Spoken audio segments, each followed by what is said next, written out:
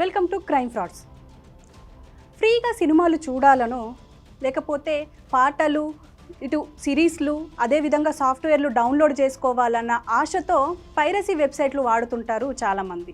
అయితే ఈ పైరసీ వెబ్సైట్లు చూడడానికి చాలా క్లీన్గా సేఫ్గా కనిపించిన ప్రతి క్లిక్ వెనుక ఒక సైబర్ నేరగాడు ఉంటాడు అని చెప్పి ఒక పక్క పోలీసులు హెచ్చరిస్తూనే ఉన్నారు. అందులో ముఖ్యంగా ప్రతి సినిమాని డౌన్లోడ్ చేసినప్పుడు మనకు ఒక ఏపీకే డౌన్లోడ్ అవుతుంది. అదేవిధంగా ఏది డౌన్లోడ్ చేసినా కూడా దాని వెనుక సైబర్ నేరగాడు మన పర్సనల్ డేటాని పూర్తిగా చోరీ చేసి దాన్ని దుర్వినియోగం చేస్తున్నారు అని చెప్పి హెచ్చరిస్తున్నారు పోలీసులు. అయితే మనం ముఖ్యంగా గుర్తుంచుకోవాల్సింది ఏంటి, ఖచ్చితంగా ఏది ఫ్రీగా రాదు, మనం ఖచ్చితంగా డబ్బు పెట్టే మనము దాన్ని వాడుకోవాలి అని చెప్పి ఎప్పటికప్పుడు చెప్తూనే ఉన్నారు.